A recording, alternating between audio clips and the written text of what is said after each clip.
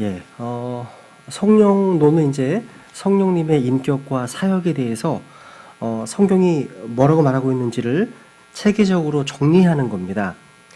우리는 지금까지 성령의 인격성을 다루었고요. 그리고 성령의 역사에 있어서 창조의 어떤 사역, 또 성경과 관련해서 또 사역, 성령의 사역, 그리고 이스라엘 민족과 관련해서 또 마귀와 관련해서 성령님의 사역을 공부했습니다. 이제 구주와 관련된 성령의 사역, 또 죄인들과 관련된 성령의 사역, 또 교회, 오순절, 신자들, 또 영적 선물, 은사들, 그리고 열매 맺음과 관련된 성령님의 사역에 대해 공부할 겁니다. 그래서 오늘은 우선 구주와 관련된 성령의 사역에 대해 공부를 하겠습니다. 네, 그러면 우리 한번 누가복음 1장을 보겠습니다. 누가복음 1장. 우리 주님께서는요, 육신으로 이 땅에 이제 잉태되실 때부터 마지막 부활 승천하실 때까지 성령님의 인도하심을 받았습니다. 만약 죄가 없으신 하나님의 아들께서 모든 말과 모든 걸음걸음마다 모든 행동에 있어서 전적으로 성령님께 의탁하셔야만 했었다면 구원받은 죄인들로서 우리 또한 얼마나 더 성령님께 의지해야 하겠습니까? 그죠? 여기 누가복음 1장 35절에 보시면 우리 구주께서는 성령님에 의해서 잉태되셨습니다. 누가복음 1장 35절 우리 같이 읽겠습니다. 시작. 천사가 그녀에게 대답하여 이르되 성령님께서 내게 임하시고 가장 높으신 이의 권능이 너를 덮으시리니 그런즉 또한 내게서 태어날 그 거룩한 것은 하나님의 아들이라 불리리라. 성령님은요, 처녀의 몸에서 출생하도록 하신 분이셨습니다. 마리아는 성령님에 의해서 잉태되었습니다. 여러분, 진짜 놀라운 기적은 우리 구주의 출생이 아닌 우리 구주의 초자연적인 잉태에 있습니다. 여러분, 히브리서 10장 5절에 보시면 아버지 하나님께서 그리스도의 몸을 예비하셨다고 기록하고 있습니다. 아버지 하나님께서. 반면에 히브리서 2장 14절 이하를 보시면 그리스도께서 자신의 뜻대로, 자신의 의지대로 혈과 육을 입으셨다고 증언하고 있습니다. 이것은 창조의 사역 때와 마찬가지로 하나님의 삼위일체의 역사가 완벽하게 나타나고 있는 겁니다. 여러분, 예수님은 본래 하나님이신데 어떻게 인간이 되셨습니까? 바로 성령님의 권능으로 잉태하셨기 때문입니다.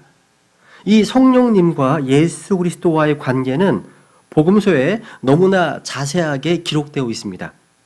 성령께서는 세상을 창조하시는 일뿐만 아니라 예수 그리스도의 성육신과 부활하심과 승천에 이르기까지 모든 사역이 함께 하셨고 그것을 주도하셨습니다. 이제 몇 구절 보겠습니다. 마태복음 1장 18절. 우리 마태복음 1장 18절 성령님과 예수님과의 관계에 대해서 한번 좀 체크해 가면서 한번 확인하겠습니다.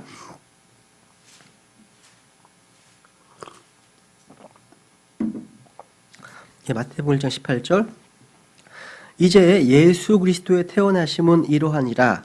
그분의 어머니 마리아가 요셉과 정혼하였을 때에 그들이 함께하기 전에 그녀가 성령님으로 말미암아 아이를 뵌 것이 드러나매. 성령님으로 말미암아 아이를 뵌 것이 드러났다 되어 있죠, 그죠? 예수님은 성령님으로 말미암아 이 땅에 오셨는데 이는 죄 없는 몸으로 우리의 죄를 담당하셔서 대속하기 위한 그런 목적으로 오신 겁니다. 여기 또 로마서 8장 3절을 보겠습니다. 로마서 8장 3절. 로마서 8장 3절.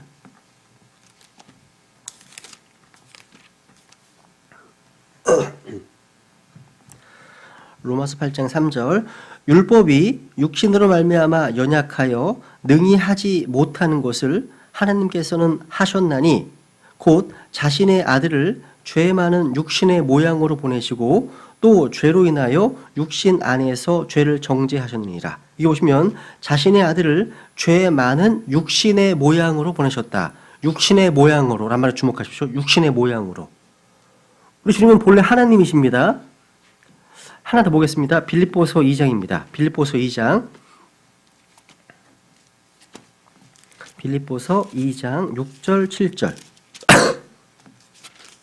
빌립보서 2장 6절 7절.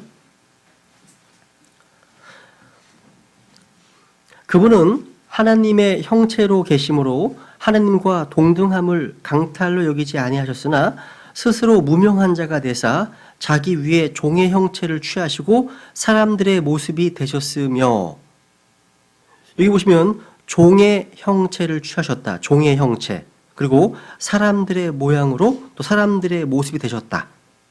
이 말씀 보십시오. 그죠? 성령님을 통해서 하나님께서 육체로 나타나신 겁니다. 성령님께서는 변화의 능력자시죠. 그죠? 하나님께서는 요한복음 1장 1절에서 그 말씀 하나님을 육신의 모양을 입고 태어나게 하실 수 있고, 또 흙으로 빚어진 우리의 육신을 영광스러운 몸으로 변화시킬 수 있는 그런 분이십니다. 성령님이 임하시면 사람은 바뀝니다. 죽어있던 영이 살아납니다. 우리의 생각은 새롭게 됩니다. 또 우리의 몸은 영광스럽게 변화될 겁니다. 하나님께서 육신의 모습, 종의 형체, 또 사람의 모습이 되었다는 것은 사실 엄청난 사건이고 충격적인 사건이 아닐 수 없습니다. 그래서 요한복음 1장 14절에 보시면 말씀이 육신이 되어 우리 가운데 거하심에 우리가 그분의 영광을 보니 아버지의 독생하신 분의 영광이요 은혜와 진리가 충만하더라. 이렇게 증언합니다. 비록 사람의 모습, 육신의 모습, 또 종의 형체를 입으신 주님께서 흠모할 만한 아름다움도 없으시고 어떤 멋도 없으셨지만 요한은 은혜와 진리가 충만했던 것은 숨길 수가 없었다고 고백하는 겁니다. 주님께서 말씀하시고 가르치시고 선포하시고 또 이적을 행하실 때 그들은 단지 사람 예수가 아니라 아버지의 독생하신 분의 영광을 충분히 알 수 있었던 겁니다.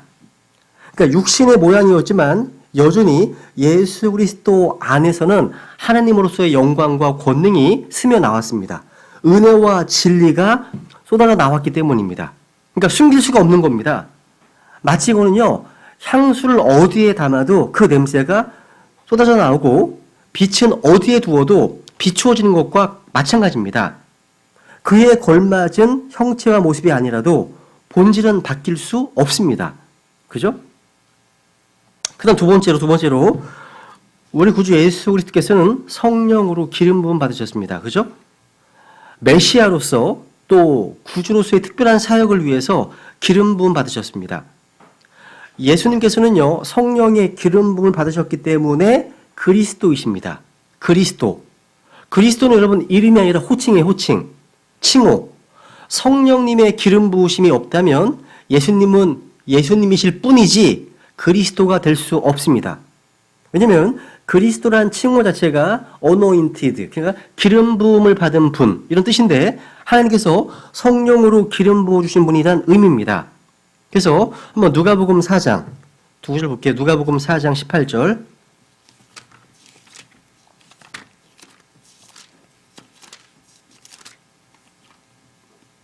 누가복음 4장 18절.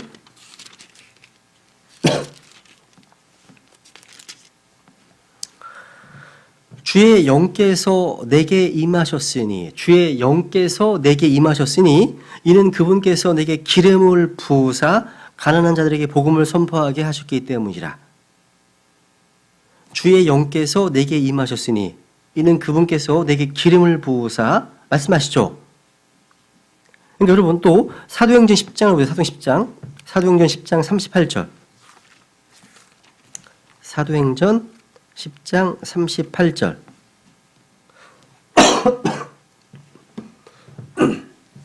사도행전 10장 38절.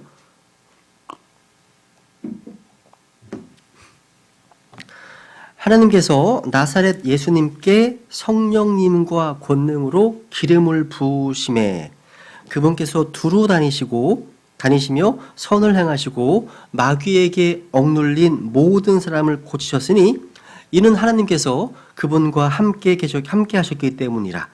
여기 보시면 하나님께서 나사렛 예수님께 성령과 권능으로 기름을 부으셨다고 말씀하고 있습니다. 그죠? 여러분, 성령님으로 말미암지 않고는 그리스도의 사역이란 존재할 수 없습니다. 우리는요, 주 예수 그리스도라는 이름을 부를 때마다 주 예수 그리스도를 믿으라 얘기하잖아요. 그죠? 주 예수 그리스도라는 이름을 부를 때마다 이미 하나님, 성령님을 동시에 언급하고 있는 겁니다. 주, 또 그리스도, 가운데 예수님. 다른 말로 해서 예수님은 주님이십니다. 예수님은 또 그리스도, 구원자이십니다. 이걸 믿지 않는 사람은 구원받지 못하죠. 그죠? 예수님은 주님이시고 구원자라는 사실. 그러니까 주 예수 그리스도라는 칭호 자체가 삼위일체를 완벽하게 내포하고 있습니다. 하나님께서 성령님을 예수님께 부어주셨기 때문입니다. 여러분, 이 세상의 모든 사람들이 알아야 할 것은 예수님께서 바로 주와 그리스도라는 사실입니다. 예수님이 주와 그리스도십니다. 한번 사도행전 2장 36절 보세요. 우리가 선포해야 될 진리죠. 그들이 믿든지 믿지 않든지 간에, 듣든지 않든지 간에 사도행전 2장 36절을 증언해야 됩니다. 사도행전 2장 36절. 그런즉 이스라엘의 온 집은 확실히 알지니 너희가 십자가에 못 박은 그 동일한 예수님을 하나님께서 주와 그리스도로 삼으셨느니라 하니라. 같이 읽죠. 36절 다시 시작. 그런즉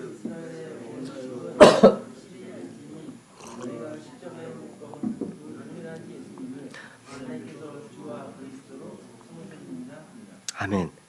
바로 예수님을 바로 하나님께서 주와 그리스도로 삼으셨다. 우리가 선포해야 될 진리입니다. 하나님께서 성령을 부어주기 때문이죠. 여러분, 구약 성경에 하나님께 기름 부음 받은 모든 사람들은 장차 오실 메시아를 증거하거나 예표하기 위한 그림자들이었습니다. 사무엘이나 엘리사가 기름 부음 받았다고 하더라도 그들에게 그리스도란 칭호를 붙이지는 않습니다. 또 침례인 요한이 모태에서부터 성령으로 충만한다 하더라도 그는 단 한 번도 그리스도란 칭호로 불리지 않았습니다. 여러분, 하나님의 그리스도는 한 분뿐이십니다. 하나님의 그리스도입니다. 하나님의 그리스도. 그런데 여러분, 주의할 것은 앞으로 교회가 휴거되고 나서 이제 등장하게 될 죄의 사람, 멸망의 아들도 적 그리스도, 엔타이 크라이스트, 적 그리스도로 불립니다. 즉 하나님의 그리스도가 아니라 마귀의 그리스도라고 할 수 있습니다. 마귀의 그리스도. 왜냐하면 에스겔서 28장에 보시면 루시퍼를 표현할 때 기름 부음 받는 덮는 그룹이다 말씀하시거든요.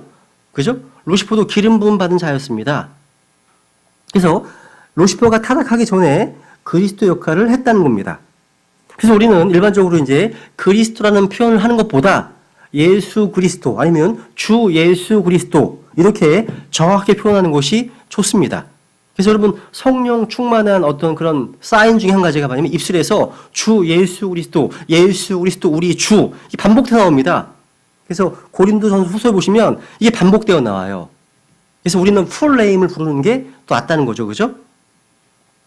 그래서 여러분, 아론에서 시작해서 주의 기름 부음 받은 자들은 다 하나님의 기름 부음 받으신 예수님을 예표하기 위한 곳이었습니다. 한번 히브리서 1장 9절. 히브리서 1장 9절 보세요.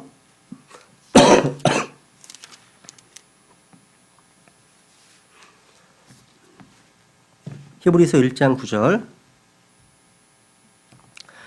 주께서 의를 사랑하시고 불법을 미워하셨으니 주께서 의를 사랑하시고 불법을 미워하셨으니 그러므로 하나님 곧 주의 하나님께서 즐거움의 기름으로 주에게 기름을 부어 주의 동료들보다 높이셨나이다 하시고. 여기 말씀하신 주님은 누구냐면 바로 8절 아들에게는 이르시기를 오 하나님이여. 지금 하나님 아버지께서 아들을 향해서 말씀하시면서 오 하나님이여 주의 왕자는 이렇게 부르고 있습니다. 그러니까 예수님 바로 주님이시라는 거죠. 주님. 그리고 예수님의 기름 부으심은 사람들에게 주어진 것과는 전적으로 다른 유일무이한 것입니다. 우리 주님만큼 성령님의 인도 확신 가운데 사셨던 분은 없습니다. 주님은 매 순간 매사에 있어서 성령님을 통해서 아버지와 함께 계셨습니다. 우리 요한복음 3장 34절을 보세요. 제가 중간중간 말씀을 증언하다가요, 기침이 날 때가 있어요. 기침이 왜 나냐면, 지금 이제 거의 제가 기관지염이 좀 있어가지고 약을 먹고 있는데 거의 지금 좋아지고 있는 거의 끝 마무리예요. 그래서 약간 호흡이 좀 많아지거나 온도 차이가 생기면 그냥 기침이 나와요. 그래서 무슨 바이러스는 아니니까 걱정하지 마세요. 그러니까 기관지염 때문에 기침 나오는 거니까 양해해 주시면 좋겠습니다. 요한복음 3장 34절. 우리 같이 읽죠. 시작. 하나님께서 보내신 분은 하나님의 말씀들을 말하나니 이는 하나님께서 그분에게 성령을 한량없이 주시기 때문이라. 잘 보세요. 하나님께서 예수님에게 성령을 부어 주셨습니다. 부어 주셨어요. 그래서 예수님은 그리스도이신 겁니다. 이는 전 공생의 사역 기간 중에 늘 그러하셨습니다. 여러분, 성령님의 부음을 받은 사람들, 그러니까 성령의 기름 부음 받은 사람은요, 결코 자기 이야기하지 않습니다. 여기 보시면 하나님의 말씀들을 말한다고 되어 있죠. 왜? 그분에게 성령을 한량없이 부어주기 때문에. 그러니까 성령이 부어진 사람, 성령 충만한 사람은 자기 이야기하는 것이 아니라 하나님의 말씀들을 선포합니다. 하나님 말씀 선포한다는 얘기죠. 그죠? 또 세상 이야기하지 않습니다. 속된 이야기하지 않습니다. 성령 충만은 언제나 그 사람의 입술을 통해서 제일 먼저 드러나는데 그 사람은요, 구주 예수 그리스도에 대해서 말하고 하나님의 일을 말합니다. 성령 충만한 사람은요. 우리 주님께서 하나님의 말씀들을 말씀하셨던 것은 하나님께 성령님을 한량없이 부어주신 결과입니다. 여러분이 성령으로 충만하시잖아요. 입술에서 이런 얘기만 나올 거예요. 성령 충만하면. 성령을 고갈시켰기 때문에 뉴스 얘기하시는 거예요. 네? 한번 고린도 1장 가볼까요, 이제? 마찬가지입니다, 우리도요. 우리 역시 주님께서 이러한 목적으로 우리에게 기름 부어주신 겁니다. 고린도 후서 1장 21절.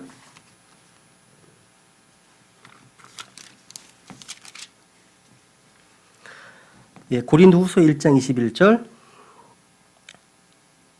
이제 우리를 너희와 함께 그리스도 안에서 굳게 세우시고 우리에게 기름을 부으신 분은 하나님이시니. 왜 기름 부으셨다고요? 하나님의 말씀을 선포하게 하기 위해서. 그죠? 그 목적입니다. 그래서 여러분 디도서 3장 6절에 보면 또 우리의 구원자 예수 그리스도를 통하여 우리의 그 성령님을 풍성히 부어주셨으니 말씀하십니다. 성령님을 풍성히 부어주셨다고요. 그래서 여러분 모든 구원받은 그리스도인들은 예수님의 증인으로서의 능력을 갖고 있습니다. 왜냐하면 우리 안에 주님의 기름 부으심이 있기 때문입니다. 있기 때문이에요. 여러분 복음 전도는 결코 은사가 아니에요. 은사가 아닙니다. 하나님의 명령이죠. 우리는 하나님을 알고 있습니다. 우리는 아는 것을 증거하는 거예요. 이것이 증인의 삶입니다. 아는 걸 증거하는 삶. 성령님은요, 예수님을 이 땅에 잉태케 하신 분이시고 사역에 능력을 부여하신 분이시고 또 부활하게 하신 분이시고 승천하게 하신 분이십니다. 다 연관되어 있어요. 세 번째 보시면 이제 우리 구주 예수 그리스도께서는 성령의 봉인을 받으셨습니다. 성령의 봉인. 요한복음 6장입니다. 잘 정리했으면 좋겠습니다. 요한복음 6장 27절. 요한복음 6장 27절.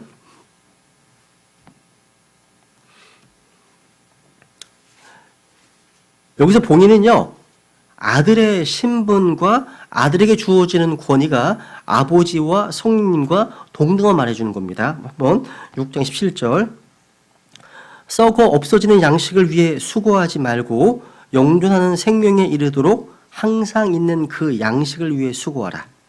그것은 사람의 아들이 너희에게 주리니 그를 하나님 아버지께서 봉인하셨느니라 하시니라. 밑줄. 하나님 아버지께서 봉인하셨습니다. 하나님은 성령으로 사람의 아들이신 예수 그리스도를 봉인하셨습니다. 마찬가지예요. 예수님을 믿는 믿는 성도들 역시 복인해 주십니다. 한번 앞에 가보세요. 3장. 요한복음 3장 33절. 요한복음 3장 33절. 그분의 증언을 받아들인 자는 하나님께서 진실하시다고 자기 도장에 새겼느니라. 여러분, 예수님의 증언을, 그 말씀을 받아들인 사람들은 하나님께를 구원해 주시고 자신의 소유로 표시해 두시는데 이것을 성령님의 도장, 성령의 봉인이라고 합니다. 우리 주님께서는요, 자기 백성들, 자기 소유를 표시하십니다. 이는 예수 그리스도의 보혈로 산 귀한 소유물이기 때문에 또 하나님의 생명으로 난 구별된 존재이기 때문입니다. 그래서 에베소서 1장 보세요 한번. 에베소 1장 13절.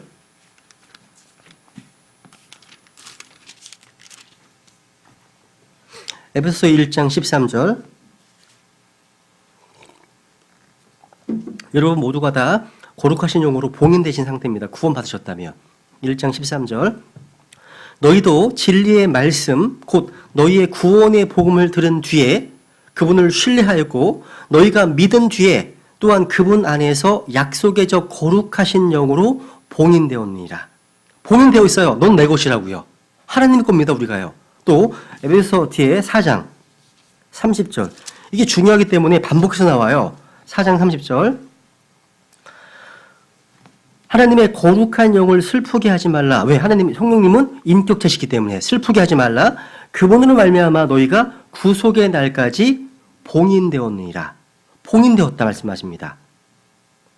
여러분, 성령의 봉인, 성령의 기름 부으심, 성령 침례, 또 개혁성경 성령 세례 이런 표현들 오늘날 많은 크리스찬들이 오해해 온 교리 가운데 하나입니다. 특히 이것이 특별히 어떤 기적, 특별한 기적 같은 것을 행할 수 있는 능력이 나타남으로 생각하기 때문이에요. 아닙니다. 성령의 봉인이란 믿는 자를 주님께서 표시해 주셨다는 의미예요. 우리를 봉인했다는 의미예요. 여러분, 봉투 안에요. 내용물을 안에 집어넣고 닫잖아요. 이게 봉인하는 거예요. 봉인하는 것처럼 주님께서는 믿는 자들 안에 성령을 부으셔서 봉인하셨습니다. 봉인하신 거예요. 그래서 우리는 구속의 날까지 우리 몸이 이제 변화받는 그날까지 성령의 봉임으로 인해서 결코 성령님을 잃어버리지 않습니다. 떠나가시지 않으시는 거예요. 영원 함께 하신다는 거죠. 그래서 성령님께서는요, 예수님의 증거를 받아들이는 자마다 도장을 꽉 찍어 두신다는 거예요. 이거는 영적인 일이기 때문에 눈에는 안 보입니다. 안 보여요? 여러분, 누군가에게 확실한 언약을 받고 도장으로 꽉 찍힌 증서를 받을 때 마음이 편합니다. 그때까지는. 그죠? 그냥 말로만 한 거는 불안하잖아요. 근데 도장 찍혀 있어. 서류가 나한테 있어. 안심하잖아요. 마찬가지입니다, 여러분요. 계약서에 찍힌 도장은 법적 효력이 있기 때문입니다. 하나님은 우리를 성령의 봉인으로 이제 성령으로 봉인해 주심으로써 아들로서의 지위를 영원히 확증해 주신 겁니다. 이게 성령의 봉인이에요. 네 번째 이제 마태복음 4장입니다. 우리 구주께서는 성령님의 인도하심 받았습니다. 마태복음 4장 1절. 성령님과 예수 그리스도의 관계를 계속 공부합니다. 4장 1절.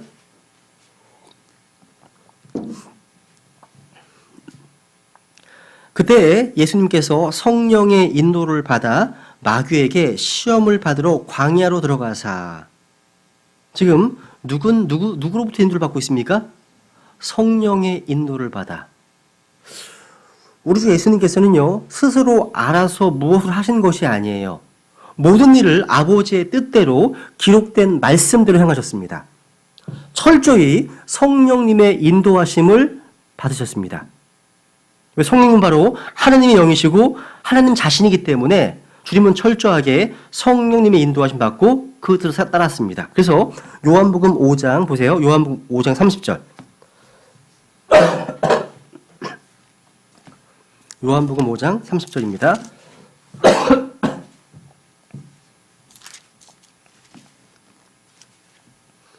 요한복음 5장 30절. 나는 아무것도 스스로 할 수 없노라.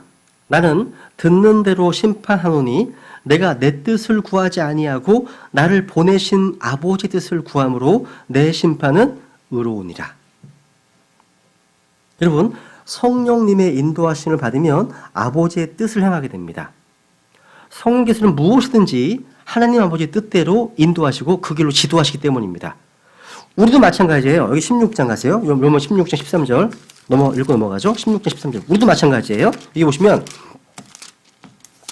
우리 항상 이 말씀을 또 기도하잖아요. 그러나 그분 곧 진리의 영께서 오시면 너희를 모든 진리 가운데로 인도하시리니 그분은 스스로 말씀하지 아니하시고 무엇이든지 자기가 들을 것만을 말씀하시며 앞으로 일어날 일들을 너희에게 보이시리라. 이것이 성령의 인도하심입니다. 그래서 비진리, 오류, 거짓 이것이 아무리 좋아 보이고 유익이 되는 것처럼 보여도 이것은 성령의 인도하심이 아니라 마귀의 인도함입니다. 성령님께서는요, 말씀을 우리 안에 계시해 주시고 그 말씀대로 인도해 주시는 분이십니다. 만약 말씀을 전혀 받지 못한 상태라면 성령의 인도함 역시 받지 못하고 있는 겁니다. 말씀이 없다면요. 그래서 말씀 충만이 곧 성령 충만인 겁니다. 말씀을 받았다면 환경이 어떠하든 또 내 감정이 어떠하든 내 느낌이 어떠하든 나의 생각이나 다른 누군가 어떤 관점, 견해가 아니라 그건 개의치 마시고 오직 받은 말씀을 붙드시는 겁니다. 받은 말씀을요. 성령은 말씀대로 인도하시기 때문입니다. 각자 다른 거예요. 각자. 하나님께서는요, 각자 자기의 결대로 사용하십니다. 각자 은사가 있는 거 아니에요? 그죠? 마찬가지예요. 세상에 여러분들은 세상에 한 사람밖에 없잖아요. 각자는 다. 그죠? 붕어빵 없어요. 다 다릅니다. 다 다른 거예요. 다섯 번째는 우리 구주께서는요, 성령님의 권능을 받았습니다. 성령의 권능. 여러분, 빌보서 2장에 보시면 예수님께서 지상에 계실 때 자신의 어떤 신적인 속성들을 사용하지 않으셨습니다. 전적으로 성령님의 인도하심과 성령의 권능에 의존하셨습니다. 주님은 본래 하나님이십니다. 신성을 지니셨지만 이 땅에서 자신의 신적 권능으로 사신 것이 아니라 철저하게 인성을 지닌 사람의 아들로 사셨습니다. 그러니까 만약 사람의 아들로서 사시지 않았다면 우리는 주님의 그 어떠한 말과 행위도 은혜를 받을 수 없습니다. 한번 생각해 보세요. 이런 생각 안 들으세요, 혹시? 광야에서요, 40일 동안 굶으셨잖아요. 그죠? 이게 인간으로서는 무척 힘든 일이지만 하나님으로서는 힘든 일이 전혀 아니잖아요. 그죠? 당연하죠? 또, 마귀로부터 유혹과 시험을 이기는 일, 이게 인간으로서 힘든 일이지 하나님으로서는 전혀 힘든 일이 아닙니다. 그죠? 그래서 마귀는 계속해서 내가 만약 하나님의 아들이거든. 시험하는 거예요. 계속 시험하는 겁니다. 하나님의 아들로서 정체를 드러내고 하나님의 아들로서 권능을 발휘하고 하나님의 아들로서 자신의 모습을 드러내라는 겁니다. 그렇게 되면 사실 우리와는 아무 상관이 없습니다. 그러니까 동일한 사람으로서 받으신 시험이기 때문에 가치가 있는 거예요. 한번 히브리서 4장을 보세요. 히브리서 4장 15절.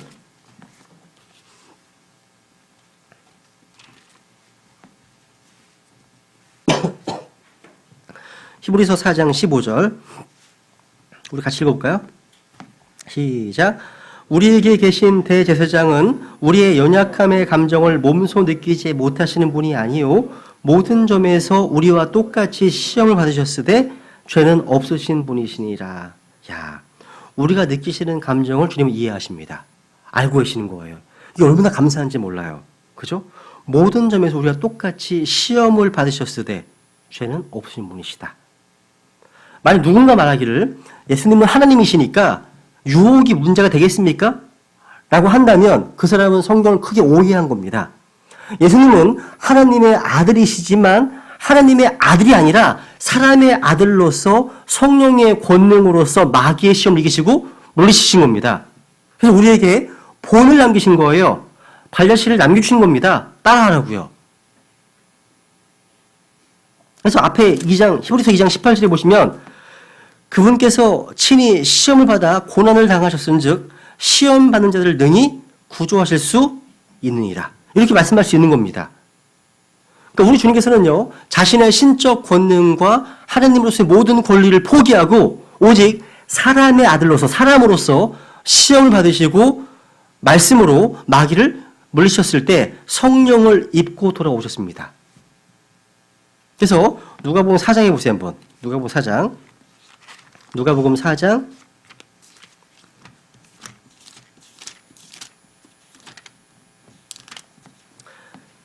여기 1절에 밑줄 치세요. 1절에 예수님께서 성령님으로 충만하여 요르단에서 돌아오시고 그 다음 성령에게 인도를 받아 광야로 들어가사 40일 마귀에게 시험을 받으시더라. 그러니까 여기 성령에게 인도를 받아 밑줄 치세요. 여기 승리했습니다. 승리하셨죠? 승리하고 나니까 14절 예수님께서 성령의 권능을 입고 갈릴리로 돌아오심에 그분의 명성이 주변 온 지역들이 퍼지니라.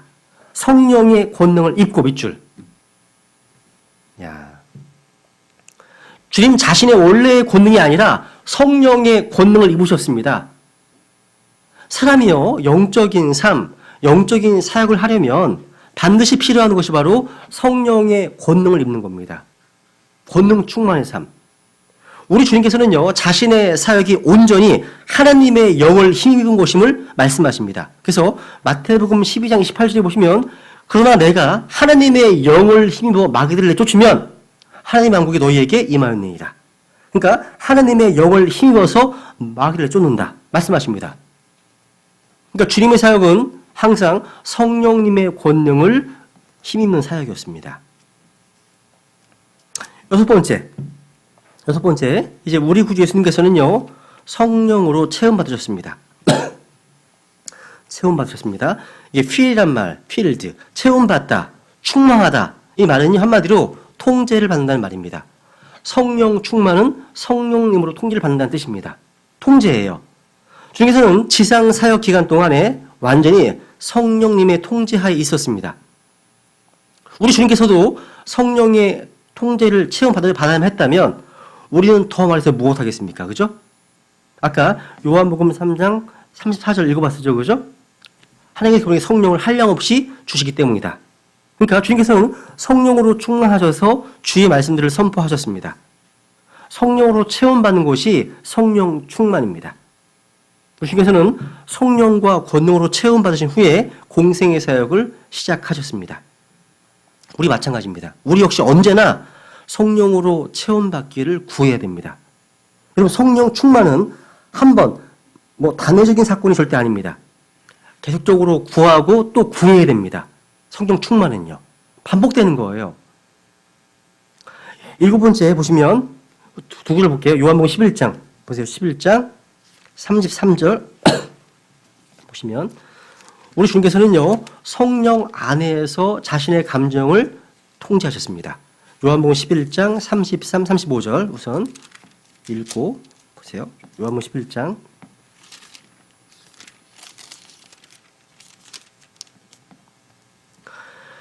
그러므로 예수님께서 그녀가 우는 것과 또 그녀와 함께 온 유대인들도 우는 것을 보시고 영으로 신음하시며 괴로워하시고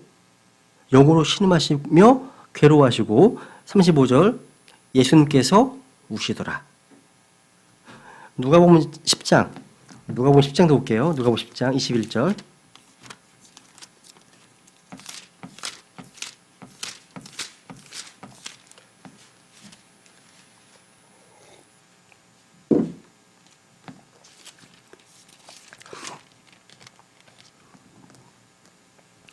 누가복음 10장 21절 보시면 그 시각에 예수님께서 영 안에서 기뻐하시며 이르시되 오 하늘과 땅의 주 되시는 아버지여 아버지께서 이것들을 지혜롭고 분별 있는 자들에게는 숨기시고 아기들에게는 드러내셨음을 감사하나이다.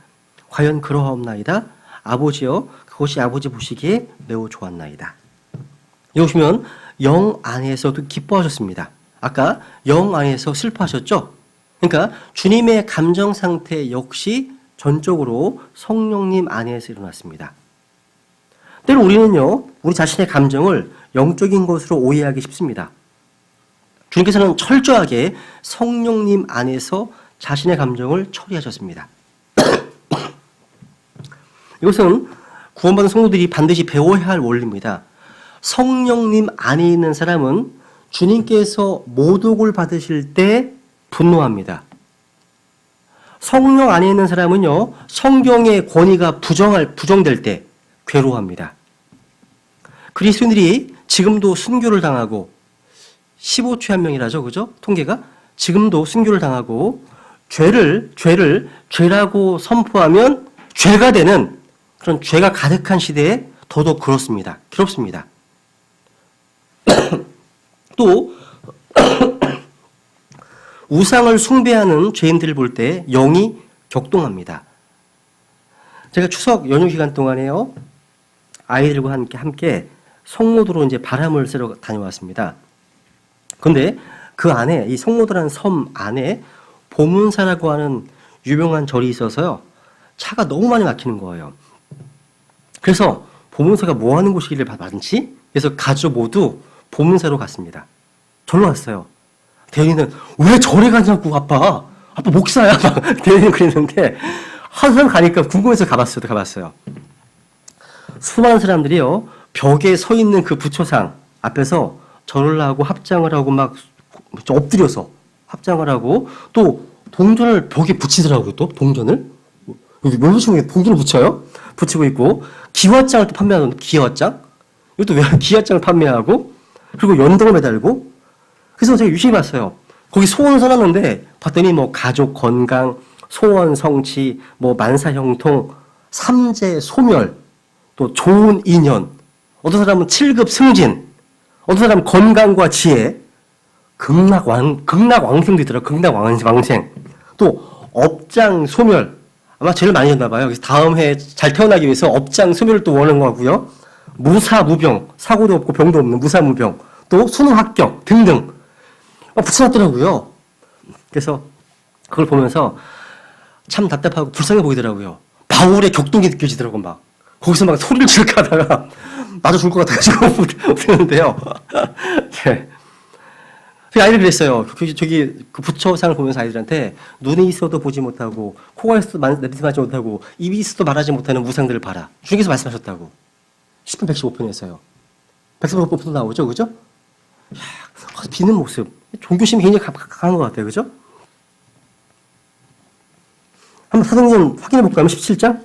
사도행전 17장. 사도행전 17장 16절.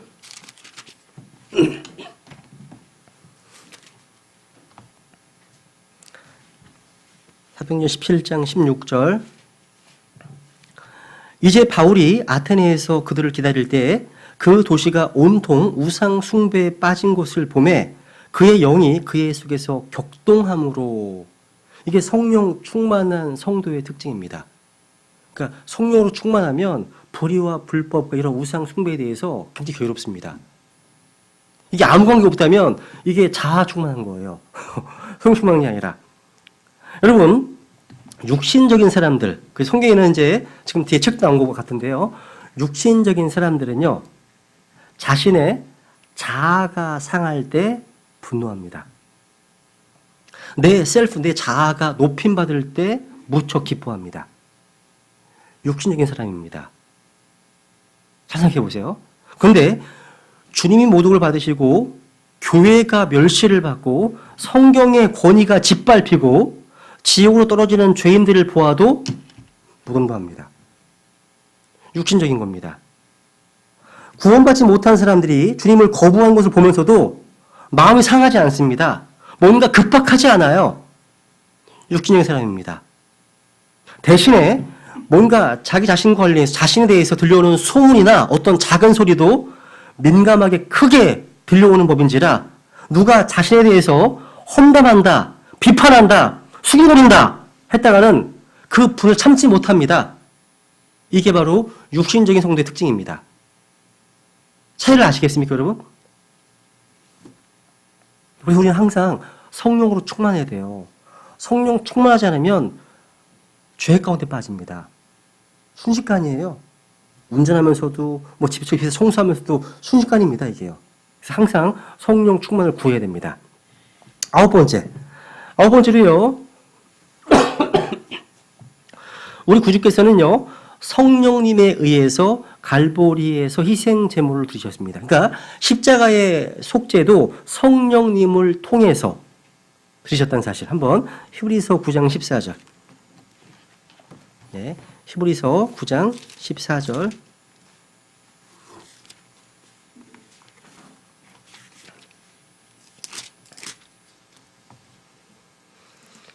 네, 히브리서 9장 14절 보시면 하물며 영원하신 성령을 통해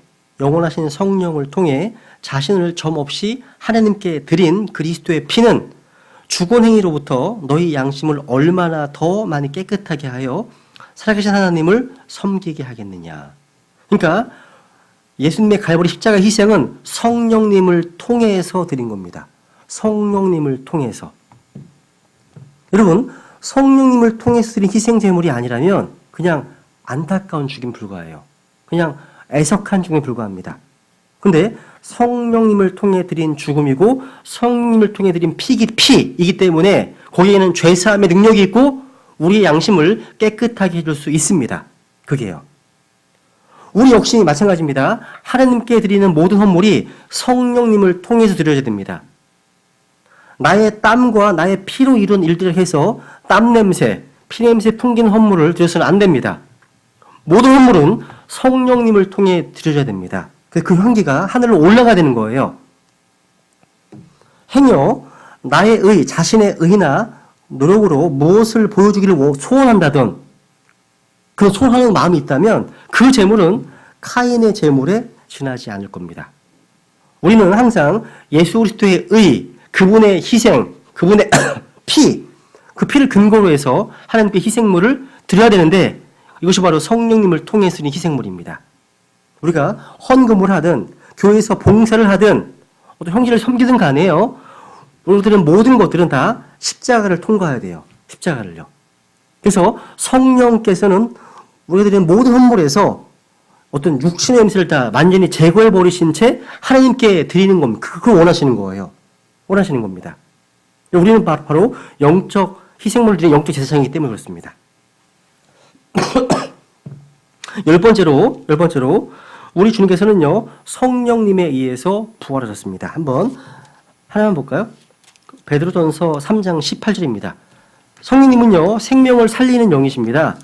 성령님은 생명을 부여하시고 죽은 자들을 일으키시는 부활의 권능을 가진 하나님이십니다. 성령께서는요 부활의 순간 주님과 함께 하셨습니다. 그러니까 주님의 부활은 바로 성령님으로 말미암은 겁니다. 베드로전서 3장 18절.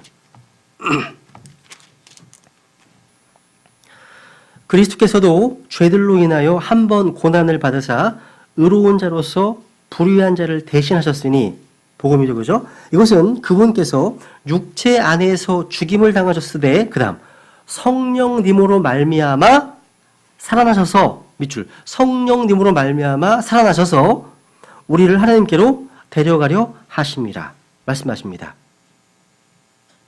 바로 예수님의 부활은 바로 성령님으로 말미암은 겁니다.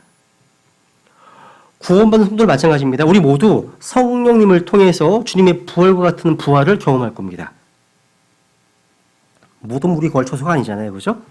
11번째로요. 우리 주님께서는요. 성령을 통해서 부활하신 후에 제자들이 명령하실 때 성령을 통해서 명령하셨습니다. 한번 사도행전 1장 2절입니다. 사도행전 1장 2절.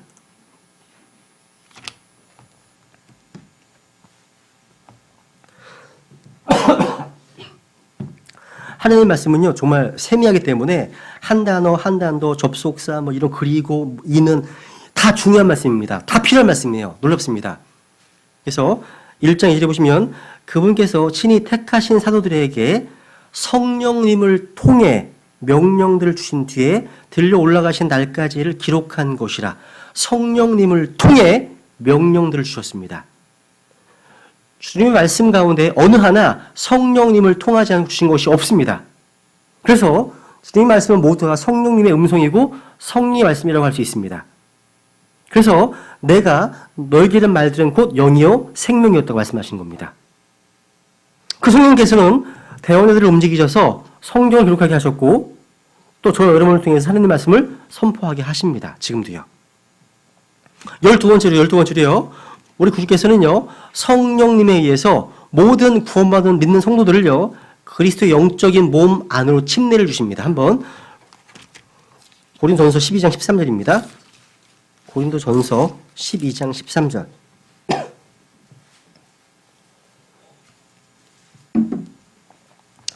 고린도전서 12장 13절. 이게 성령 침례잖아요. 그죠?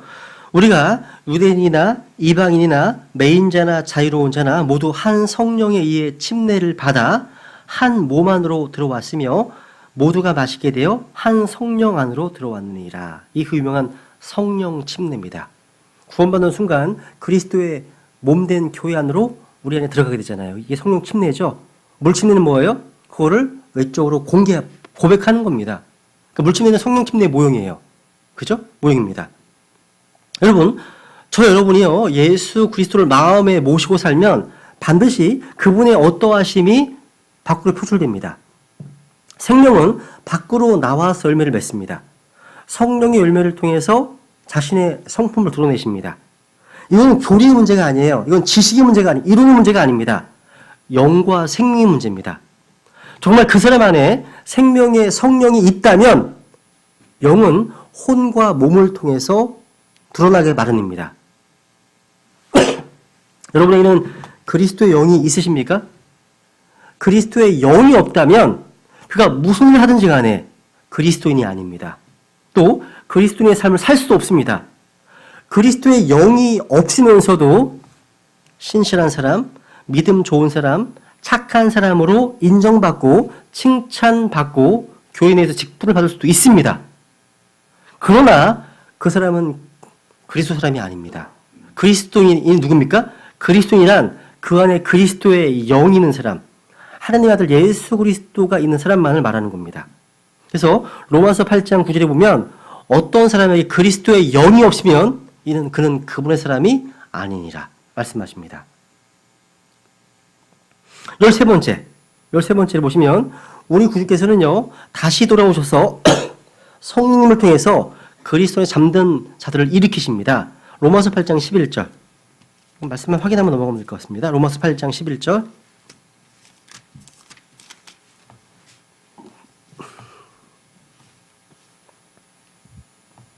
로마서 8장 11절 그러나 만일 예수님을 죽은 자들로부터 일으키신 분의 영께서 성령입니다.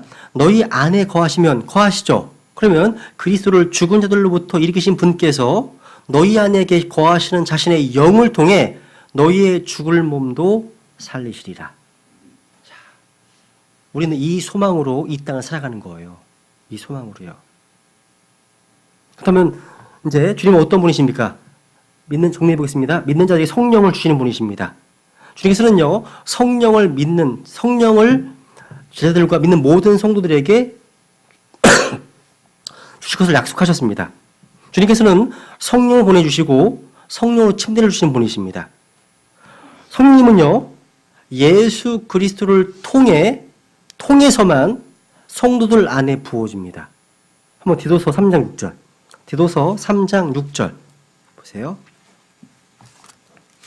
디도서 3장 6절.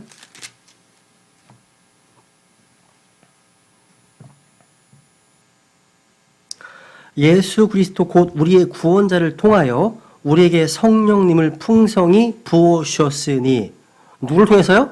예수 그리스도 곧 우리의 구원자를 통해서입니다. 통해서예요. 그래서 예수 그리스도 없이 성령을 받을 수 있어 없어요? 없습니다. 근데 오늘날 이상하게 예수님 없이 어떤 환상을 보고 어떤 표적을 보고 이런 걸 봐서 성령 받았다는 사람들이 되게 많은지 몰라요. 여러분, 성경에는 예수 그리스도를 통해서 받는 겁니다. 성령 받는 겁니다. 그래서 여러분, 예수님과 상관없는 자들은 성령님과 상관없는 자들입니다. 그래서 여러분, 그리스도 예수님 안에 있는 자들은 바로 성령 안에 있는 자들이에요. 우리는 성령을 만나지 않고서는 그리스도를 주라고 부를 수 없습니다. 또 그리스도를 통하지 않고서는 성령 받을 수 없습니다. 한 구절만 읽고 이제 성령의 사역, 죄인에 대한 사역을 넘어가죠. 한번 로마서 8장 1절, 로마서 8장 1절 2절입니다. 로마서 8장 1절 2절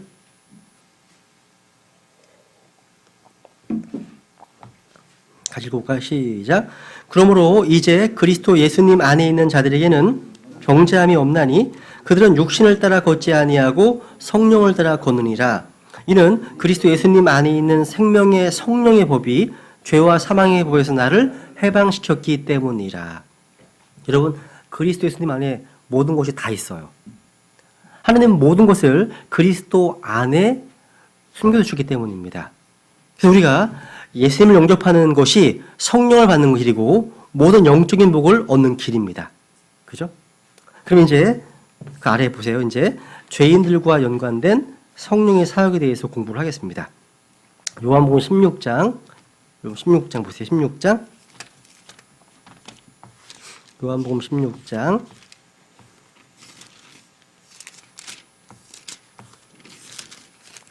7절.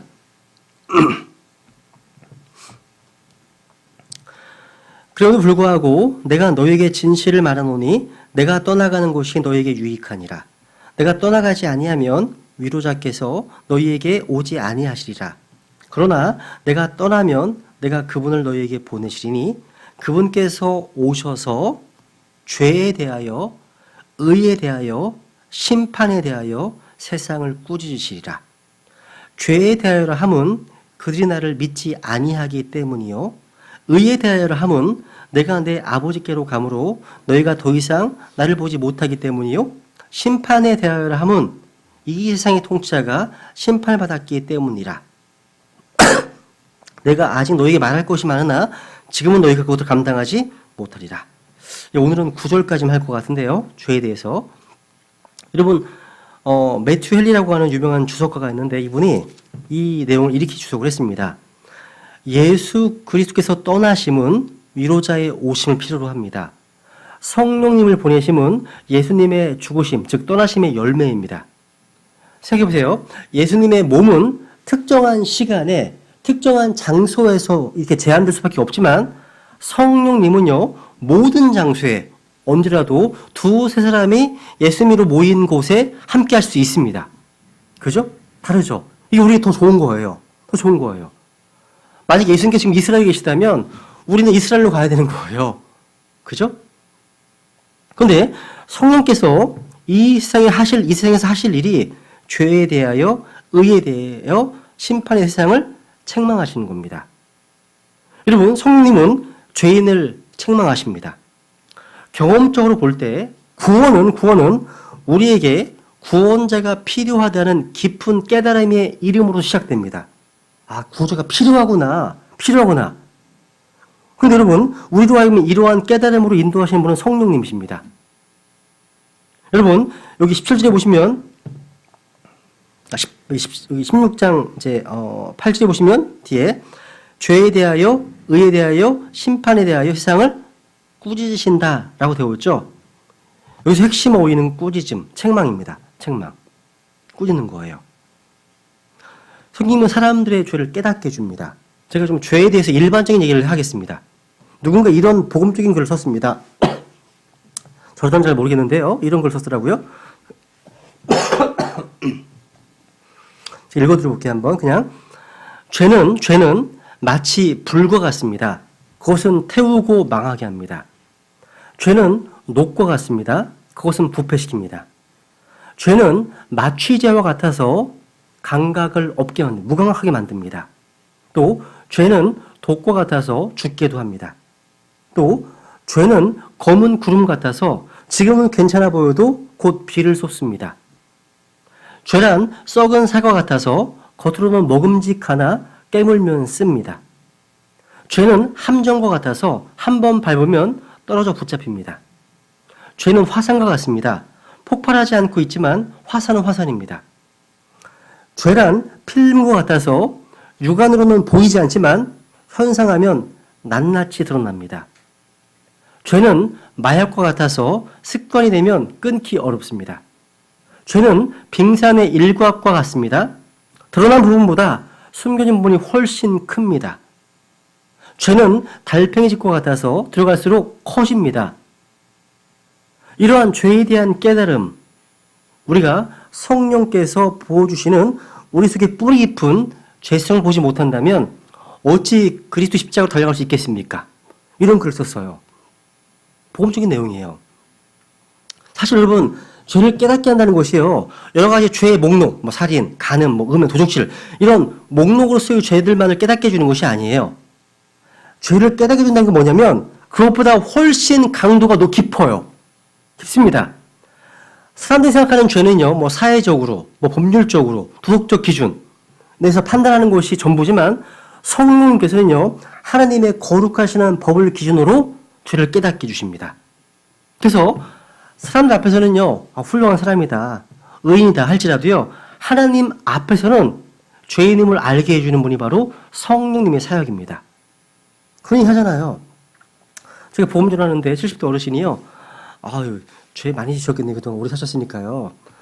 자기는 죄를 지은 적이 한 번도 없대요. 70평생. 거짓말도 안 하셨어요? 한 번도 한 적이 없대요. 야, 그래서 제가 할 말을 잃었어요. 70대 어르신이 그러니까. 어떡하지? 그런데 하나님 도와주시더라고요. 옆에 계신 할머니가 화가 나셨어요. 당신 40대 바람핀 거야, 이게 안에. 무슨 얘기가 나오기 시작하는 거예요. 그제야 고개를 숙이시더라고요. 여러분, 사람이요, 하나님 앞에서 아무것도 아닌 존재이고, 하나님을 기쁘시게 해주시는 존재가 아니라는 것을 말해주는 겁니다. 그래서 여러분, 성령님께서 역사하시면 누구든지 욥과 같이 고백합니다. 한번 욥기 42장 6절을 보세요. 욥기 42장 6절.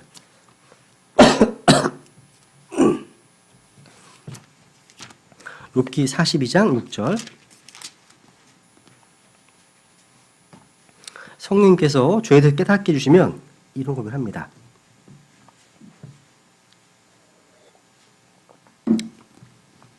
그러므로 내가 내 자신을 몹시 싫어하고 티끌과 죄 속에서 회개하나이다 하니라. 야, 욥은요 사실요 하나님 앞에 서기 전까지는 자신이 죄인이라는 사실을 인정하지 않았습니다. 그래서 그럴 것이요 얼마나 의롭게 살았던지 누구도 흠 잡을 수 없는 그런 삶을 살았기 때문입니다. 근데 그런 욥이요 주님을 만나니까 스스로를 혐오할 정도로 더러운 죄인으로 자신을 보는 거예요. 이게 성령의 사역입니다. 여러분, 자신이 죄인이라는 사실에 눈을 뜨면 구원자가 보입니다. 자신이요 죄인이라는 사실에 눈을 뜨지 못한 사람은 구원의 필요성에 대해서도 눈을 뜰 수 없습니다. 그래서 죄인이란 점에 대해서 깊이 깨닫는 사람만이 구주의 필요성을 절감합니다. 사람은 누구나요 구원을 받기 전에 자신의 죄인됨을 깨닫게 되는데 이 일은 바로 성령님의 사역입니다. 우리는 성령님을 통해서 우리의 의라고 하는 것이 얼마나 거짓되고 헛된 것인가를 깨달을 때 우리는 구원의 복음을 찾게 되는 겁니다. 이사야서 64장 6절 이사야서 64장 6절에 보시면 우리가 복음전할 때 종종 인용하는 말씀이죠. 이사야서 64장 6절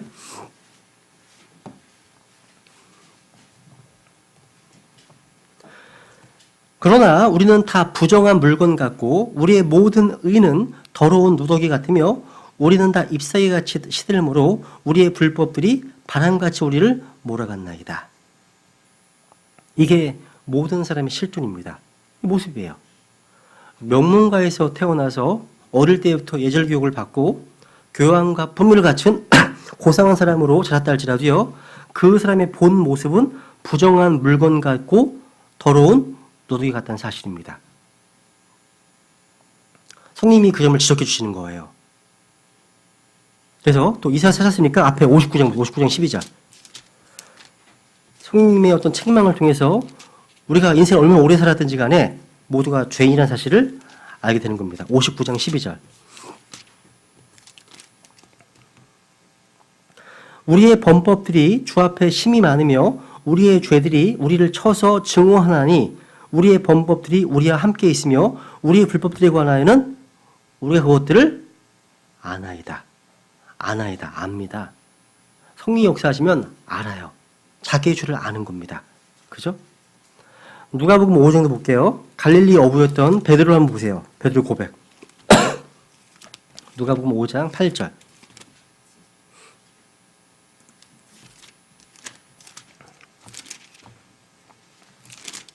누가복음 5장 8절 이제 시몬 베드로가 이제 예수님의 그 신성을 이제 목격하고 난 이후에 이리 고백하잖아요. 그죠? 8절. 시몬 베드로가 그것을 보고 예수님 무릎 앞에 엎드려 이르되 오 주여 내게서 떠나소서 나는 죄 많은 사람이니이다 하니. 나는 죄 많은 사람이니다. simple man. sinful. 죄가 가득한 사람입니다. 그죠? 죄성이 있기 때문에. 그러니까 베드로는 자신이 어떠한 죄를 지었고 어떤 악한 일을 했는가 이걸 말한 게 아닙니다. 자신의 본성, 자신의 정체성, 자아의 실체를 정확히 본 거예요. 그러니까 성령님을 통해서 자신을 볼 때 우리는 저주받은 자가 되고 영원히 지옥의 멸망에 떨어질 수밖에 없는 자라는 사실을 깨닫게 됩니다. 그러니까 죄인이라는 의미는 뭐냐면 죄를 그 인격적 특성으로 하는 사람이라는 뜻입니다. 그게 죄인이에요. 무슨 말이죠? 이게 아니라 죄 자체로 똘똘 뭉쳐있는 사람. 죄가 본성이고 죄의 성향이 그 사람의 인격이라는 뜻입니다. 그게 죄인이에요. 자신이 죄인인지 모르는 사람은 자신이 지은 죄는 모두 누구 때문이다, 누구 때문이다. 남 탓합니다. 어쩔 수 없었다, 부득이했다, 너도 그랬을 거다, 뭐 이런 얘기. 환경을 탓하거나, 부를 탓하거나, 그죠? 남 탓합니다. 그죠?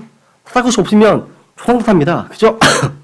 자신이 죄인이기 때문에 그 죄들이 열매로, 행위로 드러나는 겁니다. 그죠? 그래서 모든 죄악들은요, 내 안에 있는 죄가 반응을 보이는 거예요.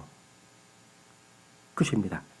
그래서 여러분, 자신의 죄를 깨닫는다는 것이 성령님의 조명이 없이는 결코 할 수 없는 겁니다. 이게 어려운 거예요. 이게요.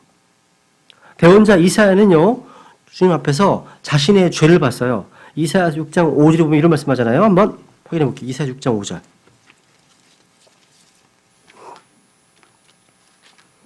여러분 주님의 임재 가운데 가까이 나아가게 되면요, 다른 사람들이 안 보입니다. 자신의 죄가 너무나 크게 보기 때문에. 이사야 6장 5절 보시면 그때 내가 이르기를 내게 화가 있도다. 내가 망하게 되었도다. 나는 입술이 부정한 사람이요 또 입술이 부정한 백성의 한 가운데 거하거니와 내 눈이 왕 곧 만견주를 보았도다 하매 내게 화가 있도다. 내게 화가 있도다. 제게가 아니에요. 내게 화가 있다 하는 거. 내게. 우리는요 다른 사람들과 비교해서 죄인이라는 사실을 깨닫는 것이 아니라 하나님 앞에서예요. 하나님 앞에서 자신의 죄를 깨달아야 하는 겁니다. 성경에서는 바로 사람들 그 죄인이라는 사실을 말해주는 겁니다. 그래서 그리고 갈보리에서 주님께서 치르신 피의 속죄를 거부하는 그 죄, 이 죄가 바로 지옥에서 영원히 불탈, 저주받을 수 있는 유일한 죄이라는 사실을 말해주는 겁니다. 죄는요, 우리 육신이 죽기 전까지는 결국 해결되지 않습니다. 여러분이 주님 만나는 그 순간까지, 그죠? 죽기 전까지는 결코 해결되지 않습니다. 죄는 행동이 아니에요. 내 안에 성향입니다. 악한 성향이기 때문에 죄는 우리 몸 밖에 있는 게 아니에요. 우리 몸 안에 존재합니다. 그래서 로마서 7장에 보세요. 7장. 로마서 7장 17절.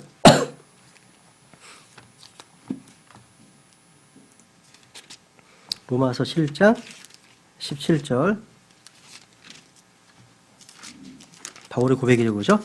17절 보면 그런즉 이제 그것을 행하는 자는 더 이상 내가 아니요 내 안에 거하는 죄니라. 20절. 이제 내가 원치 아니하는 그것을 내가 행하면 그것을 행하는 자가 더 이상 내가 아니요 내 안에 거하는 죄니라. 그 죄는요, 이 죄는 죄인의 주인으로 그 사람만이 자리 잡고 있습니다. 그래서 여러분 죄성은 꼭요 어떤 살인이나 도둑질로만 나타나는 게 아니에요. 때로는요 금욕이나 수행과 같은 종교심으로 나타나기도 합니다. 아니면 어떤 율법주의, 도덕주의로 나타나기도 합니다. 때로는요 남을 돕는다고 하는 만족감과 자기의를 자랑하려는 위선으로 나타나기도 합니다. 때로는 내가 영적으로 보이고자 하는 외식으로 드러나기도 합니다. 자존심 이런 것도 마찬가지예요. 다 죄의 성향, 다 죄의 현상들입니다. 이게 다. 이게요. 그래서 내 자신은 자신 안에 있는 이 죄를 어떻게 할 수가 없습니다. 보이는 곳이라면 수술을 해서라도 끄집어낼 수 있겠지만 보이지도 않습니다. 만져지지도 않습니다. 그렇지만 그 죄가 우리의 전 인격, 모든 생애를 좌지우지하는 권능을 가지고 있습니다. 이거 성경에서 죄의 권능이라고 해요. 죄의 권능. 죄의 권능. 아무리 이기려고 해도 이길 수 없어요. 끊어버리려고 끊어지지 않습니다. 않습니다. 그래서 아담을 통해 들어온 이 죄는요, 인류의 모든 사람에게 전달되었고, 모든 사람만이 막노릇하고 있습니다. 현재. 그리고 죄의 열매와 죄의 싹을 거두고 있습니다.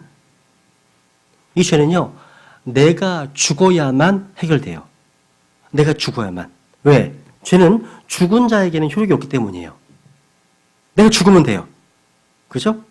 그래서 우리는 모두 다 죄인으로 태어났습니다. 한번 우리 시편 51편 5절. 성령께서 사람들에게 하시는 첫 번째 사역이 바로 죄에 대한 깨달음을 주시고 죄인이라는 사실을 자각하게 하시는 겁니다. 그죠? 우리의 본질, 나의 본질, 인격적 특질, 또 자아의 정체성이 죄라는 사실을 아느냐는 겁니다. 그죠? 시편 51편 5절.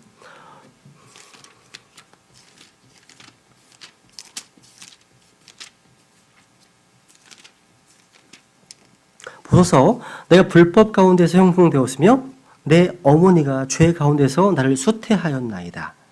그러니까 태어나면서부터 불법 중에서 죄 가운데서 형성된 그런 자의 인격적 정체성을 정확히 알았던 겁니다. 다윗은요. 사람들은 잘 몰라요, 이것을요. 고치면 고쳐질 줄 압니다. 나아질 수 있다고 생각합니다. 근데 죄인이라는 사실은 고칠 수도 바꿀 수도 없습니다. 그래서 욥기 14장 보세요. 욥기 14장. 참 기침 있는 거 보니까 빨리 끝내야 되겠네요. 그죠? 욥기 14장 4절. 욥기 14장 4절에 보시면 누가 정결한 것을 부정한 것 가운데서 가져올 수 있나이까? 아무도 없나이다. 불가능하다는 겁니다. 또 15장 14절. 15장 14절. 사람이 무엇이기에 깨끗하겠느냐? 여자에서 태어난 자가 무엇이기에 의롭겠느냐? 바로 인간의 본질을 갈파한 말씀이죠. 그죠? 본질을요. 성경에서는 하나님 앞에서 우리가 이런 죄인이라는 사실을 보게 하시고 깨닫게 하신다는 사실입니다. 성령님은 죄의 사실을 깨닫게 하시고 죄의 잘못을 깨닫게 하시고 죄의 어리석음을 깨닫게 하시고 죄의 더러움을 깨닫게 하십니다. 죄는 일시적인 쾌락이 있기 때문에 사람은 그 쾌락을 따라갑니다. 따라가요. 죄는 권능이 있기 때문에 죄를 짓는 사람들은 누구든지 죄의 종으로 삼아버립니다. 죄의 종. 아무리 죄를 주인으로 인정하지 않으려고 해도 되지 않습니다. 그래서 로마서 7장 14절에 보면 우리가 알거니와 율법은 영적이나 나는 육신적이어서 죄 아래 팔렸도다. 죄를 팔렸답니다. 이것이 우리의 본 모습입니다. 죄는요, 죄인들에서 왕노릇합니다.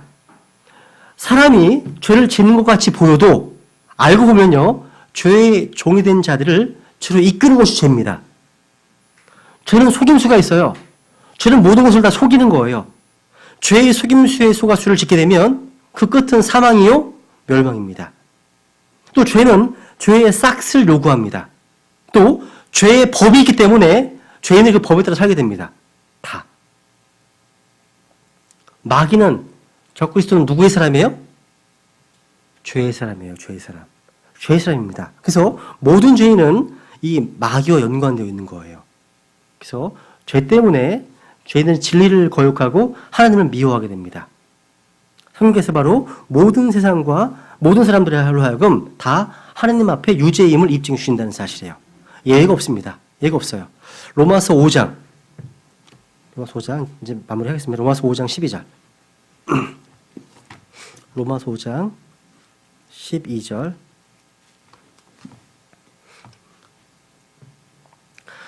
그러므로 한 사람으로 말미암아 죄가 세상에 들어오고 죄로 말미암아 사망에 들어왔나니 이와 같이 모든 사람이 죄를 지었으므로 사망이 모든 사람에게 임하였느니라. 그러니까 죄를 타고난 겁니다. 죄를 안고 사는 거예요. 죄에 동록하는 겁니다. 죄의 지배를 받고 있는 겁니다. 죄를 섬기는 거예요. 죄로 이끌리는 겁니다. 죄의 쾌락을 즐기는 거예요. 죄의 속임수에 속는 겁니다. 이런 사람들을 한마디로 죄인. 이라고 말하는 겁니다. 죄인. 이것이 인간의 본질입니다. 이것이 여러분의 본질이고 바로 저의 본질입니다. 남의 이야기 아니에요. 나의 얘기합니다. 나의 얘기입니다. 우리 가족의 이야기고 우리 모두의 이야기입니다. 그래서 인간의 가장 큰 근본 문제가 바로 죄이기 때문입니다. 근데 이 문제를 해결하기 위해서 하나님께서 사람으로 오셨습니다. 세상 죄를 제거하시기 위해서 오셨습니다. 그래서 요한복음 1장 29절에 보시면 세상 죄를 제거하시는 하나님의 어린 양으로 오셨습니다. 죄의 종들이 죄를 해결할 수 없기 때문에 하나님께서 친히 오셔서 죄를 제거하셨습니다. 이것이 바로 그리스도의 십자가입니다. 십자가. 한 군데만 찾고 마치죠. 히브리서 9장입니다. 히브리서 9장 26절. 히브리서 9장 26절.